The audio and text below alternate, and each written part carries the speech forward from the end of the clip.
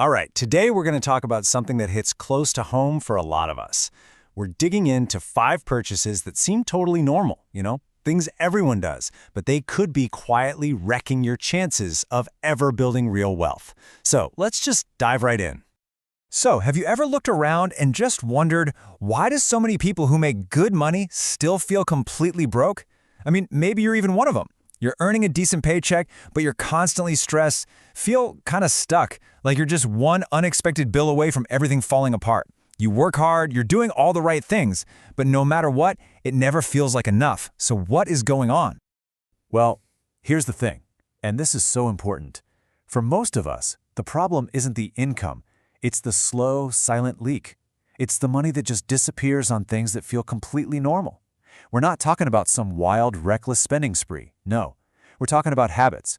Quiet habits that just eat away at your wealth over time and you never even hear the alarm bells. And I really want to stress this. This isn't about you being bad with money. It's not some personal failing. In fact, you're probably doing exactly what society has been telling you to do your whole life. You get approved for a car loan, you buy the car. The bank says you can afford a certain house, so you stretch to buy it. It's a script. And it's a script that someone like Warren Buffett got rich by completely ignoring it. He focused on his behavior, not just trying to be brilliant. So let's break down the very first trap he avoided. Okay, first up, the big one. The one almost everyone falls for. It feels like a rite of passage, right? A reward for all that hard work. But trust me, it's a trap. And this is where it gets crazy. A new car is like a triple threat to your finances. First, there's depreciation. The second you drive that car off the lot, poof, a huge chunk of its value is just gone, vanished. Second, you probably financed it, right? So now you're paying interest on something that is literally worth less every single day. Just think about how wild that is. And third, that monthly payment, it locks you down. It's not just the money you're losing, it's your freedom and flexibility that go with it. This is the critical mindset shift. See, most of us are just programmed to ask one question: can I afford the payment? But people who build wealth ask a totally different question.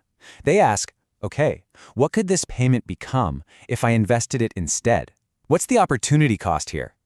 Once you start thinking about that $500 a month turning into tens of thousands of dollars down the road, suddenly that shiny new car doesn't seem so shiny anymore. And that's the Buffett mindset in a nutshell. A car is a tool. That's it. Its only job is to get you from point A to point B safely and reliably. It's not a trophy. It doesn't make you wealthier. It doesn't give you more freedom. In fact, it does the opposite. It just makes your life more expensive. All right, let's move on to the biggest purchase most of us will ever make, and you'll see the exact same logic applies. Now, the problem isn't buying a house. The problem is buying too much house. See, the bank will tell you you're approved for a huge mortgage. They're happy to do it. But their goal isn't your financial freedom. And when you stretch to buy that maximum amount, your paycheck is basically gone before it even hits your account. Look at this breakdown. Almost everything is eaten up by the house. What's left for investing, for building freedom? Almost nothing. You end up being house rich, but cash poor. This is why Warren Buffett famously lived in the same, pretty modest house for decades. A house he could have paid for 1,000 times over. Why would he do that? It's simple: freedom. Keeping his biggest costs low meant he had the freedom to invest his money without worrying, without panicking. Your house should be the foundation you build your life on, not a cage that traps you. Okay, so the next few wealth killers, they're a little sneakier. They're not one big giant monthly payment like a car or a house. No, these are the silent killers that get you through 1,000 tiny cuts, through repetition, and through trying to keep up with a certain image. First up, new furniture. You know the feeling? You move into a new place, and suddenly there's this immense pressure to furnish it perfectly, right now. The perfect couch, the matching dining set, all the decor, and boom. Before you know it, you've dropped thousands of dollars, probably on a credit card, just to fill a room instead of filling your bank account. And then there's the tech, the constant, endless cycle of upgrades. New phone, new laptop, new watch. The marketing is just brilliant at making you feel like what you have is obsolete.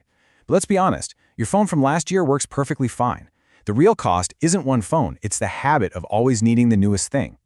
And finally, those luxury experiences you put on a credit card.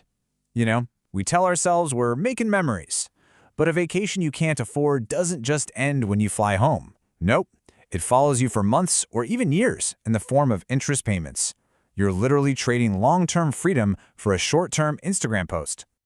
So what connects all of these? It's something we can call the habit of new. It's this deep-seated belief that you have to buy things new, that used isn't good enough, that you need to pay extra just for the novelty of something instead of just, focusing on what it actually does. And this is the perfect answer to that whole YOLO or you only live once excuse for spending money you don't have. Because you know what's a more powerful experience than any luxury vacation? It's the feeling of peace of mind. It's that quiet confidence you get from knowing you're financially secure. That's a feeling money can't buy, but that bad spending habits can definitely take away. Okay, so let's pull all these threads together. When you really look at all of these examples, there's one simple, really powerful principle that just shines through.